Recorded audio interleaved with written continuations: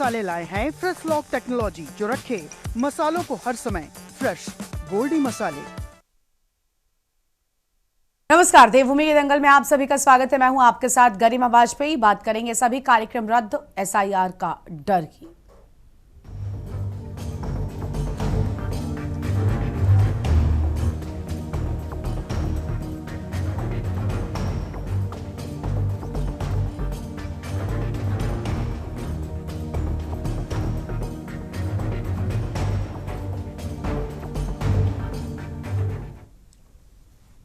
देवभूमि उत्तराखंड में चुनावी आगाज 2027 का हो चुका है, जिसके चलते तमाम राजनीतिक पार्टियों में सक्रियता भी खूब देखने को मिल रही है। लेकिन कहीं ना कहीं हमेशा चुनावी मूड में रहने वाली भाजपा आज भी अपनी तैयारी को लेकर प्रथम स्थान पर है। तो वहीं बीते अब तक के 2 चरणों के एसआईआर में भारी मतदाताओं का नाम सूची से गायब नजर आ रहा है, जिसके लिए निर्वाचन सख्त है, जिसको लेकर तमाम छूटे हुए मतदाताओं को आपको बता दें कि नोटिस जारी कर जल्द से जल्द अपना वेरिफिकेशन करने की सलाह दी गई है, ताकि ज्यादा से ज्यादा मतदाता सूची में गायब हुए मतदाताओं को जोड़ा जा सके। अब तक एसआईआर प्रक्रिया को लेकर सबसे बड़े विपक्ष दल कांग्रेस को अब अपने मतदाताओं के नाम गायब होने की चिंता सता रही है। यही वजह है कि कांग्रेस ने अपने तमाम कार्यक्रम रद्द कर अपने कार्यकर्ताओं को घर घर जाकर फिर से कमियां और खामियों को पूरा करने के लिए अपने वोटरों को साधने का काम शुरू कर दिया है। कांग्रेस सहित तमाम विपक्षी दलों को लगता है कि अगर वो संख्या वोटों की कमी वाली संख्या ज्यादा हुई तो आने वाले चुनाव में भारी नुकसान पार्टियों को हो सकता है, जिस पर राजनीति भी चरम पर है। भाजपा का मानना है कि कांग्रेस की अब तक की हार का कारण ही उनका खराब होमवर्क, गुटबाजी करने की वजह दर्शाता है। चर्चा आज इसी पर करेंगे खास मेहमानों के साथ, लेकिन उससे पहले आपको एक रिपोर्ट दिखाएंगे। उत्तराखंड कांग्रेस पार्टी ने देहरादून जिले के विभिन्न विधानसभा क्षेत्रों में आयोजित होने वाली परिवर्तन संकल्प यात्रा को स्थगित कर दिया है। 2 अगस्त से देहरादून की अलग अलग विधानसभाओं में ये यात्राएं आयोजित होनी थी, लेकिन पार्टी ने एसआईआर का हवाला देते हुए फिलहाल इस यात्रा को स्थगित कर दिया। कांग्रेस पार्टी ने यात्रा कार्यक्रम की अगली तारीख 10 अगस्त के बाद घोषित किए जाने का ऐलान किया है। पार्टी की ओर से चुनाव अभियान समिति के अध्यक्ष प्रीतम सिंह का कहना है कि राज्य में चल रहे वोटों के सत्यापन अभियान के दूसरे चरण को ध्यान में रखते हुए परिवर्तन संकल्प यात्रा स्थगित कर दी गई है और जल्द ही राज्य के सभी वरिष्ठ नेताओं से विचार विमर्श के बाद परिवर्तन संकल्प यात्रा की शुरुआत 10 अगस्त के बाद नई तारीखों के साथ की जा सकती है। वहीं हमेशा चुनावी मूड में रहने वाली भाजपा इसको विपक्ष के चुनाव से पहले की हार का परिणाम बता रही है। साथ ही अन्य विपक्षी दल जीत का दावा तो कर रहे हैं, लेकिन एसआईआर पर किसकी कितनी तैयारी है ये कहना बेहद मुश्किल है। ये एसआईआर कोई पहली बार नहीं हो रहा है। पहली बार हो रहा है क्या? तो इतनी परेशानी क्यों हो रही है? अगर कोई गड़बड़ नहीं है तो एक सामान्य प्रक्रिया है। भारत का जो हमारा निर्वाचन आयोग है, तो वो हर कुछ सालों के बाद जो वोटर लिस्ट होती है, मतदाता सूची होती है, उस सूची का शुद्धिकरण करता है, उसका पुनरीक्षण करता है, बार बार करता है। जो वोट नहीं है, जो गलत वोट बन गए हैं, वो वोट बाहर होते हैं। कहीं पर ऐसे बहुत सारे राज्यों में इस प्रकार की शिकायतें थी, हमारे राज्य में शिकायतें जो नहीं होंगी, जो यहाँ के निवासी नहीं होंगे, जो उसकी पात्रता की सूची में नहीं आएंगे, वो स्वतः ही बाहर हो जाएंगे। या जो लोग हमारे बीच में नहीं रहे, या कुछ बच्चों की शादी होके कहीं दूसरी जगह विवाह हो गया, चले गए हैं, कोई अपने दिल्ली चले गए, बम्बई चले गए, किसी अन्य शहर में बस गए, तो उनका अपना वहाँ पर वोट बन गया है। तो यहाँ की मतदाता सूची वो शोधित होगी, वो शुद्धिकरण उसका हो रहा है। इसमें परेशानी ऐसी कोई बात नहीं। मैं हमारे संकल्प परिवर्तन यात्रा 2 तारीख से विकास नगर से शुरू हो रही थी और सहसपुर में भी कार्यक्रम था, सलाकुई में। लेकिन आज अचानक वो वोटर लिस्ट एसआईआर की फाइनल उसके कारण हमारी ये परिवर्तन यात्रा, संकल्प परिवर्तन यात्रा स्थगित हो गई है। तो मैं उस कार्यक्रम की तैयारी के दृष्टिकोण से विकास नगर भी, सहसपुर भी, सभी लोगों से मैं आह्वान करने के लिए आया था, कार्यकर्ताओं से बातचीत करने के लिए आया था कि उस कार्यक्रम में अधिक से अधिक भागीदारी हो। लेकिन अब क्योंकि वो कार्यक्रम स्थगित हो गया है, तो मैं आज सिर्फ उस कार्यक्रम को के दृष्टिकोण से आया था। और पार्टी संगठन ठीक से खड़ा हो, पोलिंग बूथ पर हमारी वोटर लिस्ट में हमारे कार्यकर्ता ठीक से अपने पोलिंग बूथ पर देखें कि किसका वोट जोड़ रहा है, किसका कट रहा है, कोई हमारा कांग्रेस का वोटर कोई छूट ना पाए। जो ये सावन का महीना है, ये इसको शिव पूजन का महीना कहते हैं, और हमारे हरिद्वार जो शिव नगरी है उसमें आए हुए सभी कांवड़ियों का हम स्वागत करते हैं। और उत्तराखंड अतिथि देवो भव का काम करता है और उत्तराखंड क्रांति दल इसका स्वागत करता है। लेकिन जिस प्रकार से वर्तमान में या पहले भी पूर्व में कई सालों से हम देखते आए हैं कि कांवड़े कम और हुड़दंगियां ज्यादा होते हैं, उस पर लगाम लगनी चाहिए थी। पर भाजपा की जो वर्तमान सरकार है और पहले भी सनातन के नाम पे जो ढोंग रचाती है, तो ये जो हुड़दंग मचाते हैं उनको भी जो है सम्मान के साथ वापस करना चाहती है, जो कि बिल्कुल गलत है। उत्तराखंड क्रांति दल इस बात को सहन कभी नहीं करेगा। देखिए 19 लाख के लगभग मतदाताओं को जो SIR के तहत नोटिस भेजा गया है, उसमें अधिकांशतः ऐसी स्थिति है कि आपने देखा होगा कि 2003 की जब वोटर लिस्ट को हम देखते हैं, उसमें नाम कुछ और है और उसके बाद आधार, उसके बाद प्रारंभ हुआ, आधार में नाम कुछ और है। वो करेक्शन है, थोड़ी बहुत और विसंगतियां भी हो सकती है, लेकिन मुझे नहीं लगता कि जो है इसमें कोई भी आदमी वोटर लिस्ट में गलत जानकारी देगा या गलत सूचना देगा। क्यों देगा? हम तो सरकार से कहना चाहते हैं और चुनाव आयोग से कहना चाहते हैं कि पूरी ईमानदारी के साथ SIR की इस प्रक्रिया को पूरा करने का काम करें।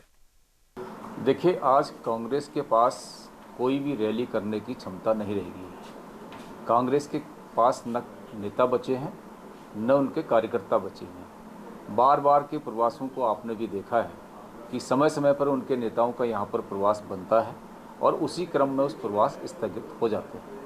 आज भी उनकी यात्रा का यहाँ पर कार्यक्रम बना था तो उनको स्थगित करना पड़ा। इसी कारण से वहाँ पर कार्यकर्ताओं का अभाव है। जहाँ तक कांग्रेस ये आरोप लगा रही है भारतीय जनता पार्टी पर कि वो वोट कटाने का काम कर रही है, ये सरासर गलत है, झूठ है। और बार बार कांग्रेस भ्रम की राजनीति फैलाने का प्रयास करती है। हम कांग्रेस को सुझाव देते हैं कि वो जनता के बीच में जाएं, संवाद स्थापित करें, संपर्क स्थापित करें, इस भ्रम की राजनीति को छोड़ें। प्रदेश कांग्रेस ने इस संदर्भ में उनके द्वारा 30 जुलाई एवं इससे पूर्व में भी विकास अधिकारी देहरादून से दूरभाष पर वार्ता कर अनुरोध किया कि उनको परिवार रजिस्टर नहीं दिए गए हैं। उन्होंने मुख्य निर्वाचन अधिकारी से मांग करते हुए कहा कि SIR के द्वितीय चरण की प्रक्रिया प्रारंभ करने से पूर्व राज्य के सभी संबंधित बूथ स्तर के अधिकारियों को अद्यतन परिवार रजिस्टर उपलब्ध कराए जाए, ताकि मतदाता सत्यापन की प्रक्रिया निष्पक्ष, पारदर्शी एवं त्रुटि रहित ढंग से संपन्न हो सके तथा किसी भी पात्र मतदाता को अपने मताधिकार से वंचित न होना पड़े। उन्होंने निर्वाचन आयोग से आशा व्यक्त की है कि जनहित एवं निर्वाचन प्रक्रिया की शुचिता को दृष्टिगत रखते हुए इस विषय में निर्वाचन आयोग द्वारा शीघ्र आवश्यक कार्रवाई सुनिश्चित की जाएगी और यही वजह है कि मुख्य विपक्षी दल होने के नाते कांग्रेस ने अब अपने सभी कार्यक्रम रद्द कर अपना फोकस अपने मतदाताओं के नाम मतदाता सूची में चढ़ाने पर लगा दिया है, ताकि अपनी ही कमी से 2027 के चुनाव में हार से हाथ न धोना पड़ जाए। Uttarakhand desk report.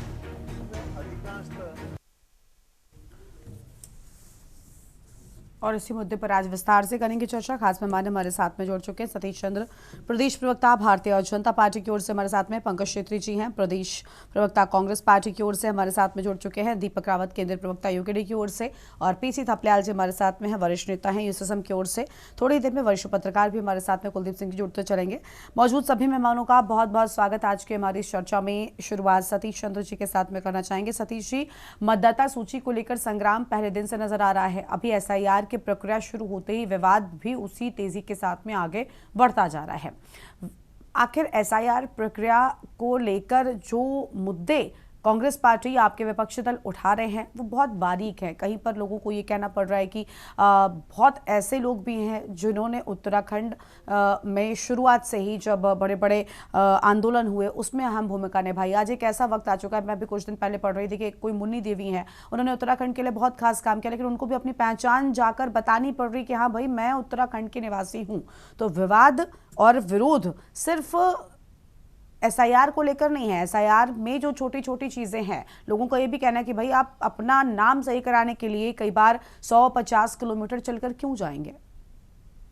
सतीश जी, गरिमा जी नमस्कार। पहले तो सभी को गरिमा जी मैं कहना चाहता हूं कि देखिए, जो अभी आपने इतनी बात बताई और जो मुझसे प्रश्न पूछे, मैं कहना चाहता हूं कि देखिए, जो SIR की प्रक्रिया है पूरे उत्तराखंड में चल रही है, और मैं जहां तक समझता हूं कि एसआईआर की जो प्रक्रिया है बहुत ही अच्छे ढंग से और निर्विरोध रूप से चल रही है, और सारे हमारे जो बीएलओ हैं और राजनीतिक दलों के बीएलए हैं वो भी अच्छे ढंग से अपना कार्य कर रहे हैं, क्योंकि निर्वाचन आयोग समय समय पर उनकी बैठकें भी ले रहा है, उनको महत्वपूर्ण जानकारी भी दे रहा है, जिससे वो जो हमारे नए मतदाता हैं जब उनको जोड़ने का काम था, जो हमारे पात्र मतदाता हैं जब उनको जोड़ने का काम था, तो उस समय भी उन्होंने बेहतरीन ढंग से काम करा। और जो अब आपत्तियां डाली जा रही हैं या आपत्ति ली जा रही है, तो उसमें भी हमारे जो बीएलए हैं राजनीतिक दलों के, खास तौर पे भाजपा के, वो अच्छे ढंग से कार्य कर रहे हैं, लोगों की मदद कर रहे हैं, और जो पात्र मतदाता है उनका नाम कहीं भी ना कटे, कहीं भी उन्हें कोई परेशानी ना हो, उसके लिए वो बेहतरीन ढंग से मुफीद तरीके से कार्य कर रहे हैं। साथ में गरिमा जी मैं कहना चाहता हूं, ऐसा क्यों है कि कांग्रेस को ही हर बार इस तरह की दिक्कतें हो रही हैं? जहां राज्यों में एसआईआर प्रक्रिया हुई, जहां इनकी सरकारें नहीं बनी, वहां इनको आपत्ति हुई, लेकिन जहां इनकी सरकार बनी वहां इन्हें कोई आपत्ति नहीं है। गरिमा जी मैं कहना चाहता हूं, जो कांग्रेस आज बोल रही है कि हम अपने सारे कार्यक्रम स्थगित करके आज हम एसआईआर पे कार्रवाई कर रहे हैं, उस पे काम कर रहे हैं, हमारे नेता उस पे लगेंगे, तो ये काम तो इन्हें पहले कर देना चाहिए था। लेकिन ये क्या करते हैं, जब जिस काम की आवश्यकता नहीं होती उस समय ये काम करते हैं। जब यहाँ पे रैलियां ये कर रहे थे उस समय इनके सारे नेताओं को, कार्यकर्ताओं को एसआईआर की ओर लगना था। जब यहाँ पे पात्र मतदाताओं को जोड़ा जा रहा था, फॉर्म 6 भरा जा रहा था, तब इन्होंने कार्रवाई नहीं करी। तब इन्होंने कोई भी संगठन लेवल पे इस तरह की चीजें नहीं करी कि हम इस तरह की रैलियां नहीं करेंगे, हमारे प्रभारी यहाँ के बैठकें नहीं करेंगे, वो जिलों में नहीं घूमेंगे। तो ये चीजें सोचने का विषय है। लेकिन जहां तक मैं समझता हूं, हमारी पार्टी के कार्यकर्ता जो भी बीएलए बने, बीएलए 1 हो चाहे बीएलए 2 हो, उन्होंने बेहतरीन ढंग से कार्य करा है। वो जनता के बीच में गए, जनता की समस्याएं उन्होंने समझी। और गरिमा जी मैं ये कहना चाहता हूं, बीएलओ जो अपना कार्य कर रहा है वो तो घर घर जाके कर रहा है।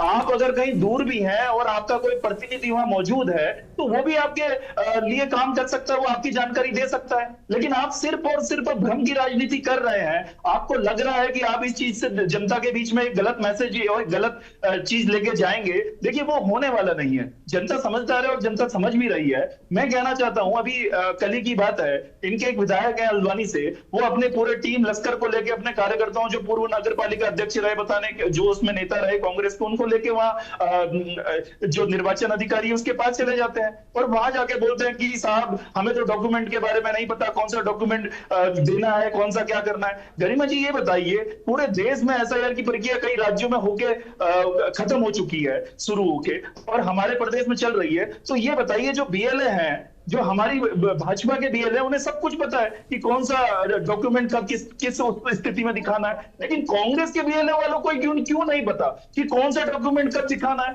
बीएलओ के साथ उनका कोई कोऑर्डिनेशन नहीं है, बीएलए को कुछ पता नहीं है इनके। तो ये चीजें तो इनको समझनी पड़ेगी कि कोऑर्डिनेशन कहाँ इनको सही करना है और कहाँ उसको दुरुस्त करना है। लेकिन हम लोग जो हैं, हम लोग बहुत ही अच्छे ढंग से काम कर रहे हैं। हमारी चीजें लोगों के बीच में जा रही हैं, हम उनकी परेशानियां समझ रहे हैं। जहां पे उन लोगों को कोई परेशानी है हम उसका निस्तारण कर रहे हैं, और अगर कोई सक्षम अधिकारी के पास जाके उनका निस्तारण होगा तो हम उन डॉक्यूमेंट को और उस मतदाता को, जो जिसका मतदाता जो बनना है, जिसको डॉक्यूमेंट कमी है या उसके कुछ अधूरे रह गए हैं, तो उनको फुलफिल करके हम सक्षम अधिकारी के पास लेके भी जा रहे हैं उस व्यक्ति को। ठीक है, चलिए लौटते हैं आपके पास में। पंकज छेत्री जी हमारे साथ में जुड़े हैं। पंकज जी बहुत स्वागत आपका। सर, नाम कटे हैं बहुत सारे लोगों के और ये आरोप लग रहा है कि आप इस पूरे मामले में विरोध सिर्फ इसलिए कर रहे हैं क्योंकि आपका वोट बैंक कमजोर हो जाएगा। टारगेट लोगों के ही नाम काटे जा रहे हैं, ऐसा कुछ है क्या, जो आरोप हमेशा से कांग्रेस लगाती आई है बीजेपी पर? देखिए गरिमा जी, सबसे पहले आपको और सभी पैनलिस्ट, सभी दर्शकों को आपके नमस्कार। बिल्कुल सतीश जी की बात मैं सुन रहा था, तो बात इन्होंने अच्छी बोली कि इनका जो कोऑर्डिनेशन है वो निर्वाचन आयोग के साथ बहुत अच्छा है, और इसीलिए इस बात पे तो हम संदेह करते हैं कि इन्हीं के साथ कोऑर्डिनेशन क्यों अच्छा है निर्वाचन आयोग का, जबकि निर्वाचन आयोग का कोऑर्डिनेशन सभी दलों के साथ समान होना चाहिए। तो वो जो चीज है, इसी को लेकर प्रश्न चिन्ह उठता है, और ये हम देखते आ रहे हैं, चाहे बिहार का चुनाव हो, चाहे महाराष्ट्र का चुनाव हो, चाहे बंगाल का चुनाव हो, चाहे पंजाब का चुनाव हो, तमाम चीजें हैं। ऐसा नहीं है कि जहां हमारी सरकार बनी है या जहां नहीं बनी है वहां इन्होंने हरकत नहीं की है। तो संदेह तब होता है जब जब कहीं आग लगती है, धुआं वहीं उठता है। तो इसीलिए हम जब कह रहे हैं कि भाई जब संदेह हो रहा है तो जहां पर जो आपत्तियां जिनके नाम कटे हैं उसको सार्वजनिक करिए, तमाम राजनीतिक दलों को बुलाइए, सबको पेन ड्राइव में जो आपके जितने भी आपको आपकी आपत्तियां आई हैं सबको बताइए कि ये है अपनी अगर आपको पेन ड्राइव देने में दिक्कत है हम ले आएंगे। आप बोलिए तमाम ले जाइए, सारी बूथवार आप दीजिए। आप ऐसा नहीं करते हैं, आप क्या करते हैं, ये तो सामान्य प्रक्रिया होनी चाहिए थी जिसको भाजपा ने एक पैनिक प्रक्रिया बना दिया है, डरा दिया है। अब छोटी छोटी सी बातों में त्रुटि निकाल के जो लोकसभा में जिन्होंने वोट दिए वो बिल्कुल ठीक थे, अब जो राज्यों में वोट दे रहे हैं वो बिल्कुल गलत है। तो ऐसा नहीं चलेगा ना, दो प्रक्रिया दो चीजें नहीं चलेंगी एक साथ। या तो आप लोकसभा की जो वोटर लिस्ट है उसको भी मानिए। आप कहते हैं कि लोकसभा में जिन्होंने वोट दिया अब वो गलत हो गए, अब वो यहां से चले गए, अब वो तमाम तरीके की चीजें। तो हम लगातार नजर बनाए हुए हैं ये, और फॉर्म 6 में भी इनकी जो है जो धींगा मस्ती है वो नहीं चलेगी। फॉर्म 7 में भी इनका सारी नजर बनाए हुए हैं। फॉर्म 10 को हम रोजाना हमारी टीम जो है अपनी नजर बनाए हुए है, और इस बार जो है इनका किसी भी तरीके की मनमर्जी और जो इनका तालमेल बहुत अच्छा है निर्वाचन आयोग के साथ, वो तालमेल हम चलने नहीं देंगे इस बार। और निर्वाचन आयोग में भी हमने इसीलिए जाके आपत्ति करी है कि आपका ज्यादा जो तालमेल जो अच्छा दिख रहा है वो आप सबके साथ समान व्यवहार रखिए। आप एक संवैधानिक संस्था है, और जो परिवार रजिस्टर मांग रहे हैं तो क्या दिक्कत है, दीजिए ना, तो पब्लिक डॉक्यूमेंट है, कोई छुपा हुआ तो है नहीं। किसी के वोटर लिस्ट में विसंगतियां हैं, कोई किसी तो आप विधानसभा वार दीजिए, सबको जिला वार दीजिए, क्या दिक्कत आ रही है। आपको जैसा अच्छा लगता है वैसा दीजिए, पर सार्वजनिक करिए। आप छुपा के काम करना वो ठीक नहीं है। और आप देख रहे हैं कितनी भीड़ लग रही है, आपने पूरा पैनिक क्रिएट कर दिया है। आप वहां तमाम जो BLO बैठे हैं उनके पास वहां अपना इंटरनेट नहीं है, वो तमाम लोगों से मांग के उनका वो अपडेट कर रहे हैं वाईफाई हॉटस्पॉट, और उनके लिए उचित व्यवस्था नहीं है। तमाम आप स्कूल चल रहा है और उसी स्कूलों में आपका जो है वोटर का SIR का प्रोग्राम भी चल रहा है। तो बहुत सारी दिक्कतें हैं जिसको लेकर कांग्रेस चिंतित है, और यही कांग्रेस चिंता कर रही है कि ये लोकतंत्र का पर्व है, इसे भाजपा का पर्व ना बनाएं। ये लोकतंत्र का पर्व है, इसे लोकतंत्र का पर्व के रूप में करें। SIR तो सतत प्रक्रिया चलने दे, उसे पैनिक वाला माहौल ना बनाए, डर का माहौल। और जो डॉक्यूमेंट मांग रहा है, जो आपत्ति आ रही है उसका निस्तारण करें, जो डॉक्यूमेंट सार्वजनिक करना है वो करें, उसमें कोई भी दिक्कत या आपत्ति निर्वाचन आयोग को नहीं होनी चाहिए, जो कि निर्वाचन आयोग को हो रही है। ठीक है गरिमा जी, ठीक है, चलिए लौटते हैं आपके पास में। हमारे साथ में UKD से दीपक रावत जी हैं। दीपक जी, निर्वाचन आयोग को लेकर भी कांग्रेस ने तो हमेशा से ही फ्रॉम डे 1 जब से SIR की बात शुरू हुई थी, चुनाव आयोग को लेकर बहुत सारी चीज़ें सामने आई थी, और अभी वो उत्तराखंड में भी देखने को मिल रहा है। आपको लग रहा है कि क्या इतने से काम बन जाएगा? क्योंकि सारे आरोपों के बावजूद ये प्रक्रिया अलग अलग जगहों पर हुई, हमने पश्चिम बंगाल में भी देखा और उसके बाद अभी उत्तराखंड में भी जारी है।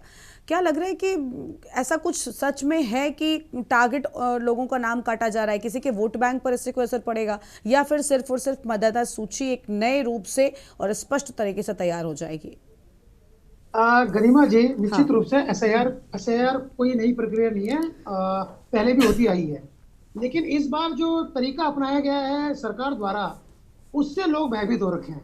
और मैं आज जब आप मुझसे बात कर रही हैं, जब हम इस टॉपिक में बात कर रहे हैं, तो आज मैं खुद अपना SIR के डॉक्यूमेंट जमा करके आया हूँ। आप यकीन मानिए, आज मैं कोर्ट नहीं आया हूँ, मैं अपने जॉब छोड़ के छुट्टी पे हूँ। कारण कि मुझे मेरी वाइफ का भी डॉक्यूमेंट कल जमा करना है, 3 दिन दे रखे हैं। आज मुझे करना था, कल मुझे अपनी मदर का करना है, और परसों मुझे अपनी वाइफ का करना है SIR की। मतलब आप देखिए, मुझे खुद को 3 दिन की छुट्टी चाहिए। हम तो चलिए भाई प्रोफेशनल एडवोकेट हैं, जो जॉब वाले हैं वो कहाँ छुट्टी लेंगे, कहाँ जाएंगे, आप मुझे बताइए। BLO के आगे पीछे कहाँ घूमेंगे? ये मैं प्रक्रिया की बात बता रहा हूँ। संदेशात्मक कब है ये प्रक्रिया? वेस्ट बंगाल में हाई कोर्ट और सुप्रीम कोर्ट में निगरानी में चल रहा है कि जिन सीटों में SIR के तहत लोगों को प्रतिबंधित किया गया वोट ना देने से, और जीत हार का मार्जिन जिन सीटों में उससे कम है, वो सारी सीटें संदेशात्मक हो रखी हैं। मैं आपको वेस्ट बंगाल के चुनाव की बात बता रहा हूँ। अब जो डर है राजनीतिक दलों को ये है कि यदि किसी विधानसभा में वोटर कटते हैं और उनका कोई उम्मीदवार जीतता है, हारता है, तो पता चला मार्जिन ऑफ जीतने वाले ने जितने मार्जिन से जीता है उससे ज्यादा तो वोट देने वालों को रोक दिया गया। अब एक उनमें जो क्वेश्चन पूछे जा रहे हैं गरिमा जी, मैं लगातार जब से प्रदेश बना, प्रदेश से पहले भी लगातार वोट डालता हुआ आया हूं, आज मुझसे पूछा जा रहा है निश्चित रूप से जो निर्वाचन आयोग की सूची है उसमें मेरा नाम दीपक रावत है और मैं जो लिखता हूं वो दीपक सिंह रावत लिखता हूं, तो मेरे को नोटिस आ गया है। अब चलिए, हम तो नोटिसों से हमारा रूबरू रहता है, लेकिन एक आम आदमी के पास जब नोटिस जाएगा तो वो क्या सोचेगा? वो तो वकीलों के चक्कर ढूंढ रहा है कि जी मुझे मेरे घर में नोटिस आ गया, मैं क्या करूं, उसका जवाब दूं, क्या कौन सी डॉक्यूमेंट मुझे इसमें लगाने हैं? अब चलिए, मैंने लगा दिया, अपने हाई स्कूल की मार्कशीट लगा दी। उसमें एक प्रश्न ऐसा है, मेरी वाइफ, मेरे जो ससुर जी थे वो रेलवे में थे, उन्होंने सारी नौकरी यूपी में करी, शादी के बाद वो यहाँ आ गई हैं। अब आज जो उनपे जो ऑब्जेक्शन आया है, मुझे हंसी आ रही है और आपको भी हंसी आनी चाहिए गरिमा जी, कि उसमें लिखा हुआ है कि आपकी जो दादी है, मेरी वाइफ की जो दादी है, उससे मेरी वाइफ की जो उम्र में 40 साल का गैप नहीं आ रहा है।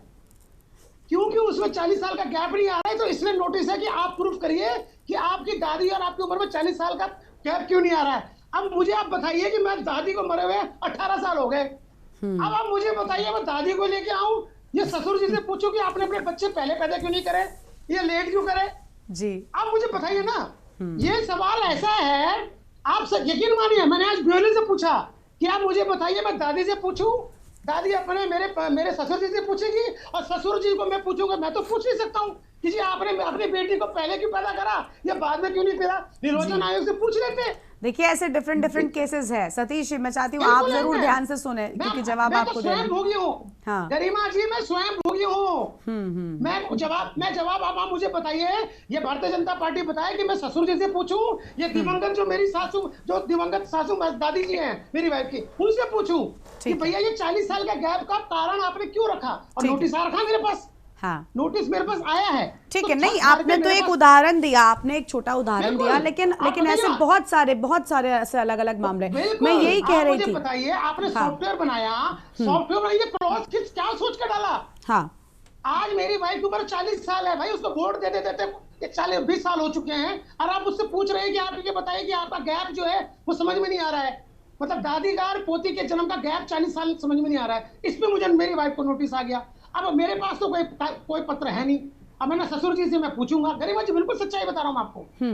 और ये और जबकि 2003 का मेरे ससुर जी ने भेजा मुझे कि आप यहाँ जब मेरी बेटी की प्रक्रिया आएगी SIR में तो उसको दीजिए, मैंने दिया। तो अब उन्होंने जब क्रॉस चेक किया तो उनको समझ में नहीं आया कि कैसे हुआ। अब आप बताइए, अब मुझ जैसा इंसान तो चलिए इस बारे में समझ गया, एक आम इंसान इसका क्या जवाब देगा गरिमा जी? ये भारतीय जनता पार्टी जवाब देगी या BLO देगा?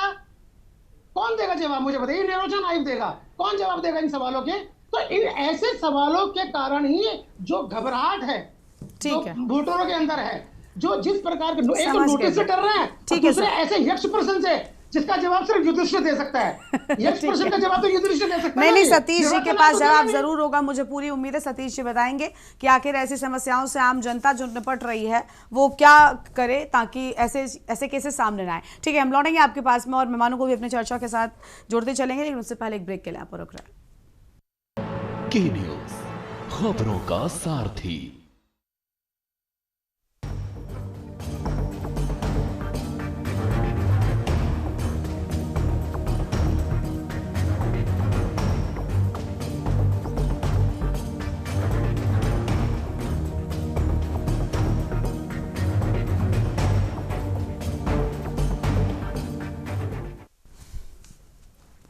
ब्रेक के बाद देवभूमि के दंगल में आप सभी का एक बार फिर से स्वागत है। खास मेहमान हमारे साथ में है PC थपलियाल जी हैं, नेता USSM की ओर से। बहुत स्वागत थपलियाल जी आपका। कुलदीप जी भी जुड़ चुके हैं, बहुत स्वागत कुलदीप जी आपका भी। लेकिन पहले थपलियाल साहब को सुनते चलते हैं। थपलियाल साहब, 27 से पहले ही वोटर लिस्ट को लेकर सियासत जो है वो फिर से शुरू हो गई। उत्तराखंड में बहुत सारे मुद्दे हैं चर्चा के लिए अब, क्योंकि 27 में चुनाव है, लेकिन SIR एक राष्ट्रीय स्तर का मुद्दा है और उस पर अब फिर से विवाद शुरू हो गया है। बहुत सारे, जैसे दीपक जी ने बताया, मामला अपना उनका खुद का है। आपने भी सुने होंगे अपने आसपास, या हो सकता है खुद भी भुक्तभोगी हो। और सच बताऊं तो मेरा भी अपना एक ऐसा ज़रूर विवाद है, मैं नहीं साझा करूंगी, लेकिन हम सब ने इस SIR प्रक्रिया के चलते कुछ ना कुछ कष्ट तो ज़रूर उठाया है। मैं इससे सहमत हूँ, मैं बिल्कुल इससे सहमत हूँ कि आपको अगर 20 साल पहले का भी आप वोटर लिस्ट निकालेंगे, मैं बता ही देती हूँ, मेरे पिताजी मेरे ननिहाल में रहते हैं। अब उन्हें ये साबित करना पड़ रहा है कि 20 साल पहले आपने यहाँ वोट क्यों नहीं डाला।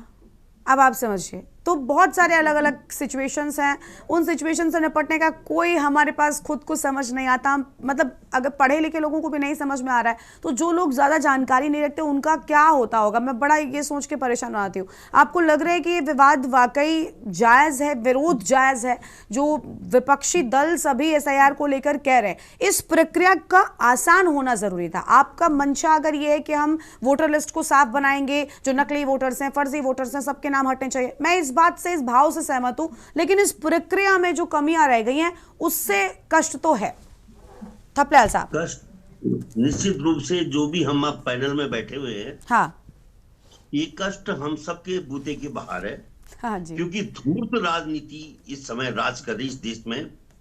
ये अटल जी की राजनीति नहीं है, ये उन जवाहरलाल नेहरू और इंदिरा गांधी और जो तमाम लोग इस देश के आज दिन तक कर्णधार रहे हैं, ये उनकी राजनीति नहीं है।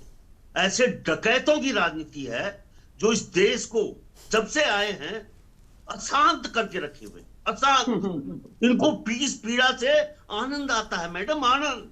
जैसे कोई निरंकुश होकर पटाना से आनंद आता है ना, वो राजनीति है, वो धूर्त है ये लोग। इन्होंने शुरू में आती पहले क्या किया, पहले सिलेंडरों में पागल किया, मैं याद है मुझे, उसके बाद नोटबंदी कर दी, जबकि नोटबंदी इसका काम नहीं था।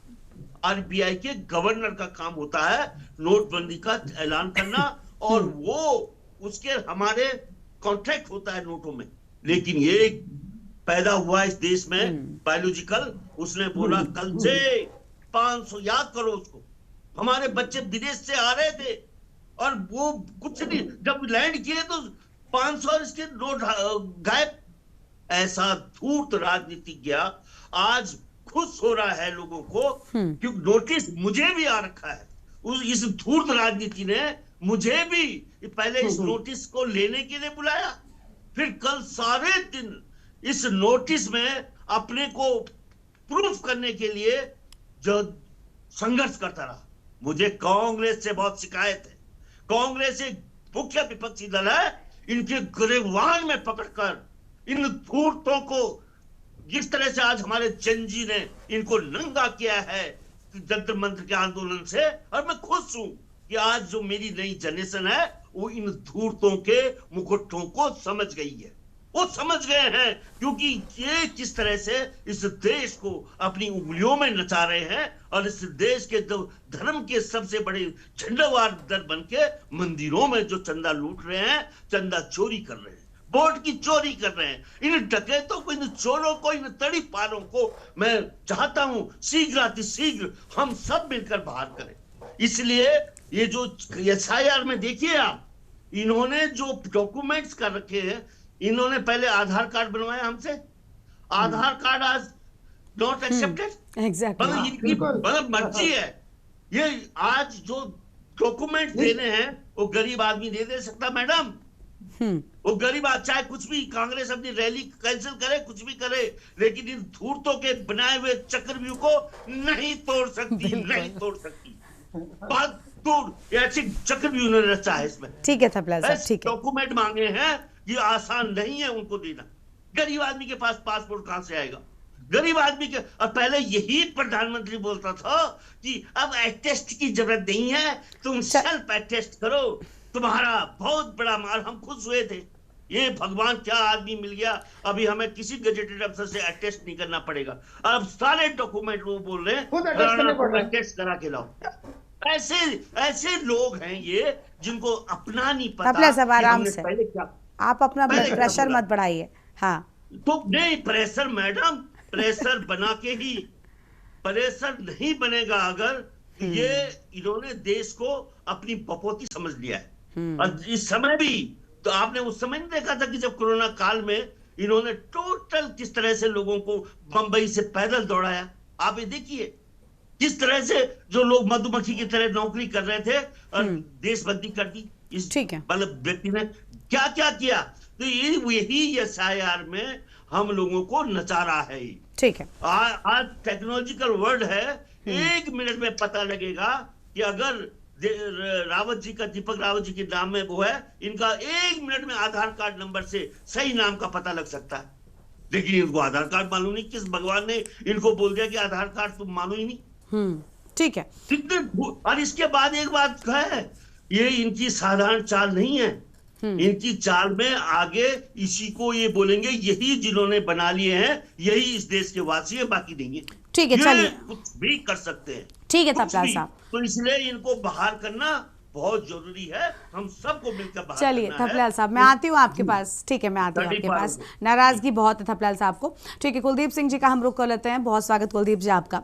कुलदीप जी, SIR से विपक्षी दलों को की स्थिति अभी साफ नहीं है कि भाई वो SIR से उनको समस्या है, उस प्रक्रिया से उनको समस्या है, लेकिन मुझे ऐसा लग रहा है कि इस जटिल प्रक्रिया के चलते आम जनता में से भी कई लोगों ने इसका विरोध जरूर जताया है।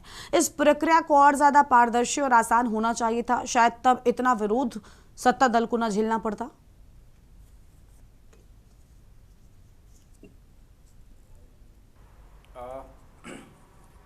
देखिए गरिमा जी, उत्तराखंड में SIR को लेकर के जो चीज़ें शुरू हुई और जिस प्रकार से SIR की प्री मैपिंग करवाई गई, आपने देखा कि SIR का गजट नोटिफिकेशन होने से पहले उत्तराखंड में इसकी प्री मैपिंग करवाई गई। जब तक ये चीज़ें हुई तो बहुत ऐसा लग रहा था कि चीज़ें बड़े प्रैक्टिकल दिशा में और सकारात्मक दिशा में आगे बढ़ रही हैं, क्योंकि छोटा राज्य है, बहुत ज़्यादा यहाँ मतदाता नहीं है, तो ऐसे में हमें लग रहा था कि चीज़ें सही दिशा में जाएंगी और उसके बाद SIR प्रक्रिया शुरू होगी तो जनता को उतनी समस्याओं का सामना नहीं करेगा।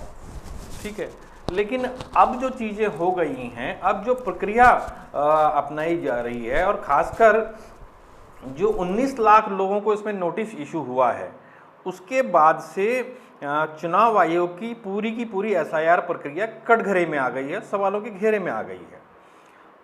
कुछ वाजिब सवाल हैं जो खड़े हो रहे हैं। हमारे ही मीडिया के एक साथी हैं, उनके परिवार के 3 लोगों को, उनको भी, उनकी पत्नी को भी, उनकी बेटी को भी SIR में नोटिस जारी हुआ है, क्योंकि उनके नाम में कुछ मात्राओं का गलती है। ठीक है, अब आप ये देखिए कि ये कुछ बुनियादी चीज़ें हैं, मैं आपको स्पष्ट दिखा रहा हूँ। ये मेरा वोटर ID कार्ड है और ये 2024 में बना है, लोकसभा चुनाव से पहले। जब मैंने मेरा अपना एड्रेस चेंज हुआ था तो मैंने अपना एड्रेस चेंज करवाने के लिए दोबारा से फॉर्म भरा, और जब मैंने फॉर्म भरा तो उसमें मैंने अपने आधार कार्ड को भी उपयोग किया था, जो ये मेरा आधार कार्ड है। अब मेरे आधार कार्ड में जैसे मेरा नाम है, मेरा नाम पूरा का पूरा है कुलदीप सिंह राणा। ठीक है, और मैंने यही चीज़ उसमें भरी, लेकिन जब मेरा कार्ड बन के आया तो निर्वाचन ने जो मेरा कार्ड बनाया वो सिर्फ कुलदीप सिंह के नाम से बनाया। ठीक, अब ये जो गलती है, ये दोनों भारत सरकार के डॉक्यूमेंट्स हैं, एक भारत निर्वाचन आयोग का है और एक भारत सरकार देती है हमें आइडेंटिफिकेशन के लिए आधार कार्ड, एक नंबर भी हमें इशू होता है। ये दोनों हमें सरकार ने दिए हैं, एक संवैधानिक संस्था ने दिया है निर्वाचन की और एक भारत सरकार ने दिया है। दोनों में नामों का जो अंतर है वो आपके सामने है। ठीक है, अब इसके अलावा आप देखिए कि मैंने इसी आधार के आधार पर जो है मेरा ड्राइविंग लाइसेंस है, इसमें भी पूरा नाम है। ये मैं राज्य स्तरीय मान्यता प्राप्त पत्रकार हूँ राज्य में, तो ये इसमें भी मेरा पूरा नाम है। लेकिन जो निर्वाचन का है, जो सबसे बड़ी लोकतांत्रिक प्रक्रिया है, उसकी व्यवस्था है, उसका जो कार्ड है उसमें आप देख रहे होंगे कि ये नाम अधूरा है। मैंने जो नाम भरे वो पूरे के पूरे दिए गए। आप ये देखिए कि जब मैंने फॉर्म भरा तो ये मैंने पूरा नाम दिया, कुलदीप सिंह राणा। अब ये जो गलतियां हुई हैं, ये गलती किसकी है? निर्वाचन आयोग की है। अब हम इससे भी आगे बढ़ते हैं। चलो ठीक है, मान लिया कि ये गलती निर्वाचन आयोग की हुई, लेकिन अब जो प्रक्रिया हो रही है उस प्रक्रिया में, SIR प्रक्रिया में हम सब ने जो है एक फॉर्म भरा, हमें एक फॉर्म दिया गया और उसकी 2 कॉपियां थी, एक प्रति हमने अपने पास रखी, एक प्रति BLO के पास जमा हुई। उस फॉर्म को जब हम भर रहे थे तो उस फॉर्म में आपने देखा होगा कि उसमें 2 कॉलम थे ऊपर की तरफ से। एक कॉलम में वो लोग थे जो नए मतदाता हैं, जिनका नाम 2003 की लिस्ट में नहीं है। ठीक है, उसके अलावा दूसरी लिस्ट वो थी जिसमें दूसरा कॉलम वो था जिसमें जिनका नाम 2003 की लिस्ट में था, निर्वाचन सूची में था। तो अब हम लोगों का नाम 2003 की निर्वाचन सूची में था, तो हमने दूसरा वाला कॉलम भरा और अपना पूरा नाम पूरे एड्रेस के साथ, और जैसा कि मैंने आपको अपने आधार में दिखाया, जो मेरे आधार में था उसी प्रक्रिया उसी के अनुसार मैंने उसको भर के दिया। अब हुआ क्या कि जैसे नामों को लेकर के, जो कि त्रुटिपूर्ण नाम है, भाई लिस्ट में त्रुटिपूर्ण नाम था, अधूरा नाम था, त्रुटिपूर्ण भी नहीं कहेंगे, अधूरा नाम था, लेकिन मैंने तो पूरा भरा था। लेकिन जब हमने फॉर्म भरा SIR का तो उसमें भी हमने पूरा भरा था। अब सवाल ये उठता है कि जब मेरा नाम 2003 की सूची में भी था, उपलब्ध था, मैंने वर्तमान सूची में भी मेरा नाम है, मैं अपने जो फॉर्म भर के दे रहा हूँ उसमें पूरा नाम संशोधित करके दे रहा हूँ, तो क्या इस नाम को उसी जब मैपिंग हो रही थी तो उसी समय संशोधन नहीं किया जाना चाहिए था? आपके पास, निर्वाचन आयोग के पास एक ऑप्शन था कि भाई 2003 की मैपिंग में ये नाम है, ये नाम अधूरा है, इसको कर दिया जाए, लेकिन वो नहीं हुआ। और उसके बाद अब 19 लाख नोटिस बटे हैं, जिनमें कई नोटिस जो हैं, कई लाख नोटिस तो इसी उसमें हैं कि किसी के नाम में त्रुटियां हैं। अब पहला सवाल ये उठता है कि ये गलतियां किसकी हैं? पहले भी जो भरा गया वो भी निर्वाचन की गलती, और अब जब दोबारा वो किया गया, जब आप सुधार सकते थे SIR प्रक्रिया के दौरान, तब भी आपने नहीं सुधारा और आप नोटिस भेज रहे हैं। अब आश्चर्य की बात यह है कि यहाँ पर UKD के प्रवक्ता दीपक ने बताया कि उनको तो नोटिस आया है। आश्चर्य की बात यह है कि मुझे नोटिस भी नहीं आया है। अब कुछ ही दिन बचे हुए हैं, अब मैं कहाँ खोजूं जाकर के कि भैया इसको कैसे सुधारा जाए, क्योंकि BLO का पता नहीं है। पहले भी PLO ने हमसे संपर्क नहीं किया, वो तो हमें ने ढूंढा उनको कि भैया एक संवैधानिक कार्य है, देश के लिए कार्य है, हमारे भी कुछ नागरिक कर्तव्य है, हमें जाना चाहिए, हमने उनको खोजा, ठीक है। उसके बावजूद भी अब ये हाल है कि अभी तक BLO ने कोई संपर्क नहीं किया है। राजनीतिक दलों के तो अपने उद्देश्य हैं कि भाई उनका वोट कट रहा है, नहीं कट रहा है, कहाँ कम हो रहा है, कहाँ ज़्यादा हो रहा है, लेकिन जो आम जनता का है उसका तो एक ही उद्देश्य है कि भैया जो उसका डेटा है, उसकी जो जानकारियां हैं वो पूर्ण रूप से आ सकें, कम से कम उसका पूरा नाम आए, उसका नाम है तो सारी जानकारियां उसकी पुष्ट रूप से हो सकें। लेकिन ये जो खामियां हैं, ये खामियां निर्वाचन की तरफ से उभर करके आ रही हैं, जिन पर अब सवाल उठना वाजिब है। एक सवाल और उठा था यहाँ पर कि उम्र का अंतर, ये भी दीपक ने ही कोई बात कही थी कि भाई एक उम्र का अंतर जो निकल करके आ रहा है। बहुत स्वाभाविक सी बात है कि हमारे देश में बाल विवाह एक प्रथा रही है, अब नहीं है लेकिन एक प्रथा रही है, और कम उम्र में ही शादियां हो जाती थी। हमारे यहाँ पे कई साथी बैठे हुए हैं, हमारे बुजुर्ग भी बैठे हुए हैं, थपलियाल जी, इनके दौर में ये देखा होगा, माता जी, दादी जी, किसी ना किसी, क्योंकि बाल विवाह की उस प्रक्रिया के दौर से गुजरे हैं। अगर कम उम्र में शादी हो गई तो कम उम्र में संतान भी हो गई। अब कम उम्र में संतान हो गई तो आप उसको कैसे प्रूफ करेंगे? बिल्कुल सही सवाल है, आप उसको कैसे प्रूफ करेंगे? वो तो दिवंगत लोग हो चुके हैं। मैं एक टीवी सीरियल में देख रहा था, डांस का रियलिटी शो था, उसमें निकल के आया, वो जजेस पूछते हैं कि भाई आप डांस इतना अच्छा डांस कर रही हैं, आपके परिवार में कौन है? वो कहती है कि मेरा जो है 18 साल का बेटा है। तो कहते हैं तुम्हारी उम्र कितनी है? वो कहती मेरी उम्र 35 साल है। तो 35 साल की होकर के 18 साल का बेटा कैसे हुआ? तो पता चला कि भाई उनका प्रेम विवाह था, वो उनका बेटा 18वें साल में विवाह से के समय ही जो है उनकी डिलीवरी भी हो गई। वो सब अब ये एक प्रक्रिया है, उनका जीवन चल रहा है। लेकिन आज मैं देख रहा हूँ कि ये उदाहरण मैंने इसलिए दिया क्योंकि ये खुद टीवी में आया है। तो इस प्रकार से जो नोटिस इशू हो रहे हैं, ये कहीं ना कहीं जो चुनाव आयोग जो कार्य कर रहा है, उनका जो सिस्टम कार्य कर रहा है, ये उसकी खामियों को दर्शा रहा है। दूसरा, जब आपने कहा कि पहली बार ऑनलाइन डिजिटल हो रहा है सब कुछ, आपने एक सॉफ्टवेयर भी अपडेट करके दिया। तो जब आपके BLO के पास वो सॉफ्टवेयर था तो आपने वहीं पर, क्योंकि वहां पर तो कांग्रेस के BLA भी थे और भाजपा के BLA भी थे, आपने वहीं पर उस चीज में सुधार क्यों नहीं किया?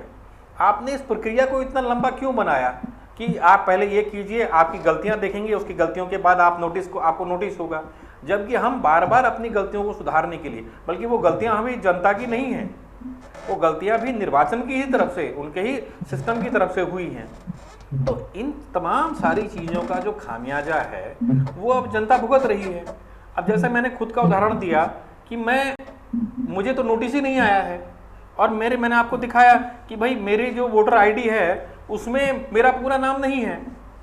अब इसकी क्या गारंटी है कि, क्योंकि स्वाभाविक सी बात है कि जैसे नोटिस इशू हो रहे हैं तो मेरे नाम को भी नोटिस इशू हुआ होगा। अब वो नोटिस कहाँ गया, किसके पास गया, अभी तक 10-15 दिन बीत चुके हैं, अभी तक मेरे पास नहीं पहुंचा। अगर मेरे पास नहीं पहुंचता है तो उस नोटिस पर क्या कार्रवाई होगी, कितने लोग होंगे। अच्छा, दूसरी बात ये कहा जा रहा है, एक बड़ा कम्युनिकेशन गैप हमने देखा कि निर्वाचन के जो अधिकारी हैं, जिनको हम उत्तराखंड में अगर मुख्य निर्वाचन अधिकारी कहें या जिला निर्वाचन अधिकारी कहें या तो निर्वाचन आयुक्त हैं भारत के, वो जो बात कह रहे हैं एसआईआर को लेकर के और जो जनता से डील कर रहा है बीएलओ, उनकी बातों में बड़ा अंतर है, उनकी कार्यशैली में बड़ा अंतर निकल करके आ रहा है। कई डॉक्यूमेंट्स को लेकर के जो उसमें लिस्टेड हैं कि 12-14 डॉक्यूमेंट्स हैं, इनको दिखा करके आप काम कर सकते हैं, उनको वो लोग एक्सेप्ट नहीं कर रहे हैं, वो उनको मानने को तैयार नहीं है। तो ये भी एक बड़ा सवाल खड़ा हो रहा है। तीसरी चीज़ ये भी है कि जब हमने शुरुआत में भी ये बात कही कि आपके पास सॉफ्टवेयर था, आप अपडेट कर सकते थे, आपने अपडेट नहीं किया। अब आप कह रहे हैं कि आप अपना नाम करेक्शन के लिए हाई स्कूल का प्रमाण पत्र लेकर आइए या हाई स्कूल का कोई डॉक्यूमेंट्स लेके आइए। कितने लोग होंगे हमारे मतदाता जिन्होंने हाई स्कूल किया होगा? सारी कंडीशंस। और जो 14 डॉक्यूमेंट्स आप मांग रहे हैं उनमें से कई डॉक्यूमेंट्स तो आपके बीएलओ एक्सेप्ट ही नहीं कर रहे हैं। ठीक है, तो ये जो कुछ सवाल हैं, जो वाजिब सवाल हैं, ये आपने देखा होगा कि मैंने अपनी पूरी बात में विपक्ष क्या कह रहा है, विपक्ष के राजनीतिक आंकड़े क्या है, मैं उस पर नहीं गया हूँ। मैं जो निर्वाचन की जो प्रक्रिया है एसआईआर को लेकर के, उसमें जो खामियां हैं, उसमें जो दिक्कतें हो रही हैं, हम उन पर वो विषय आपके सामने रखे और मैंने आपको स्पष्ट दिखाया भी कि भैया ये आधार है, कम से कम आज से 10-12 साल पहले ये आधार बन चुका है और उसके बावजूद हमने जितने फॉर्म भरे या जो भी चीज़ें भरी, अब ये आधार कार्ड है जिसको निर्वाचन ने सबसे लास्ट में डाला। उन 14 जो सर्टिफिकेट थे, जरूरी दस्तावेज थे, उनकी सूची में। अब ये बताइए कि इसी आधार के दम पे आपका पासपोर्ट भी बनता है, इसी आधार के दम पे आपका जो सबसे महत्वपूर्ण है बैंक का खाता, वो भी इसी आधार पर खुलता है। आपके घर में जो गैस का चूल्हा जल रहा है उसकी केवाईसी भी इसी आधार से कनेक्ट होकर के होती है। ठीक है, और हमारे तो ये तमाम, मेरा ड्राइविंग लाइसेंस आधार, ये जो पत्रकारिता को लेकर के जो राज्य सूचना का जो हमें वो मिला है ये कार्ड, इसमें भी आधार महत्वपूर्ण है। ठीक, तो सारी चीज़ों में आधार है, लेकिन जो निर्वाचन की प्रक्रिया है उसमें आधार नहीं है। ठीक, तो इसने भी सवाल खड़े किए हैं चीज़ों को लेकर के, और हम देख रहे हैं कि जो मात्रागत विसंगतियां हैं, जो त्रुटियां हैं, लिपिकीय त्रुटियां हैं, ये पहले थी, अभी हैं और आगे भी निकल करके आएंगी, चाहे आपने इसको ऑनलाइन भी किया होगा। क्यों? क्योंकि इसमें जो मॉनिटरिंग होनी चाहिए थी, जिस लेवल पे मॉनिटरिंग होनी चाहिए थी चीज़ों को, वो उस गंभीरता से नहीं हो रही हैं। ये सारी चीज़ें दिखा रही हैं।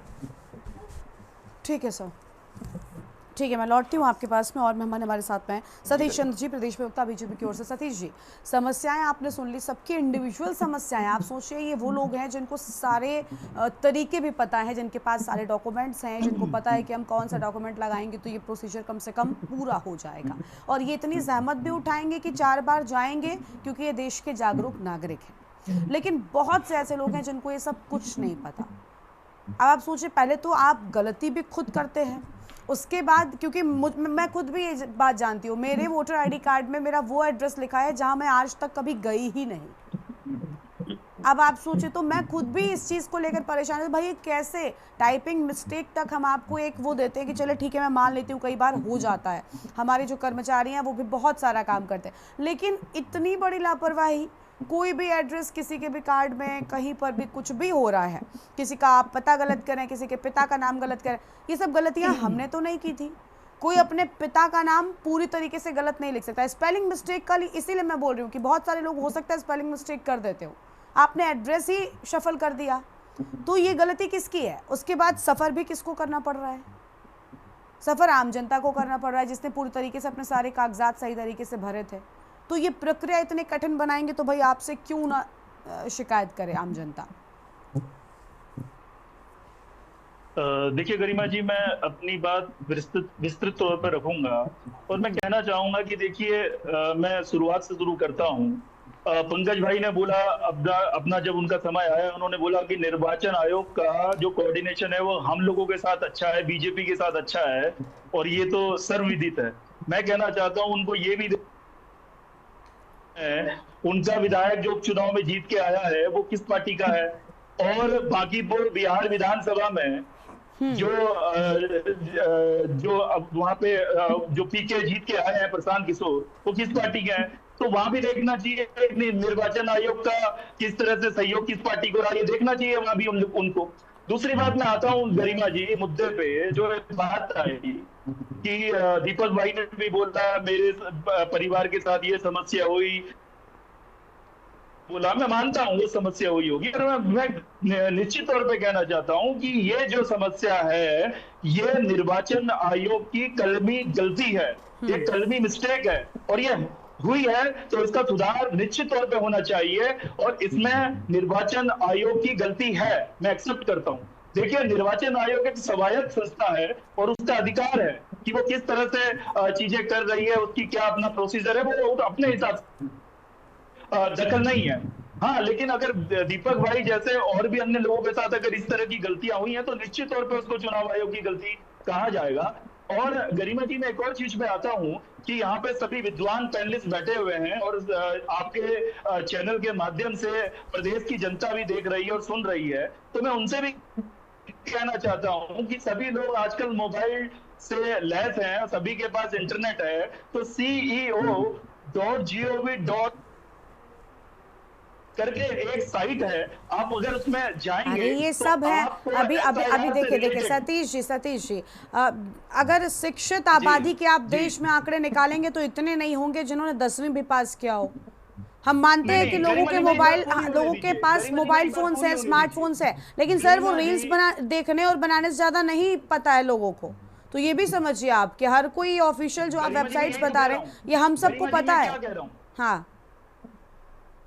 मैंने बोला ना आपसे, इसीलिए मैंने बोला कि आपका जो चैनल है प्रदेश की जनता देख रही है और सुन भी रही है, उन दिन से भी मैं ये अपील करता हूँ। और दूसरी बात जो है कि आपके जो 13 जो यहाँ पे अभी विद्वान एक पैनलिस्ट थे, उन्होंने बोला कि पासपोर्ट है, ये है, वो कौन दिखाएगा। मैं कहना चाहता हूँ उसमें 13 चीजें, 13 डॉक्यूमेंट शामिल करे गए हैं। आप 13 में से कोई भी 2 डॉक्यूमेंट लेके अगर जाएंगे, बीएलओ के पास जाएंगे, भी सुधारीकरण है, जो भी उसमें सुधार होना वो करा जाएगा। गरिमा जी मैं एक और चीज कहना चाहता हूं कि यहाँ पे बात आई आधार कार्ड को लेके, मैं कहना चाहता हूं कि आधार कार्ड जो है वो नागरिकता का प्रमाण नहीं है। सुप्रीम कोर्ट ने बोला है कि नागरिकता के लिए आधार कार्ड को मान्य नहीं किया जा सकता, उसे सिर्फ और सिर्फ एक पहचान के तौर पे यूज करा जा सकता है, लेकिन वो नागरिकता को डिफाइन नहीं करता है। उसके साथ आपको एक और डॉक्यूमेंट,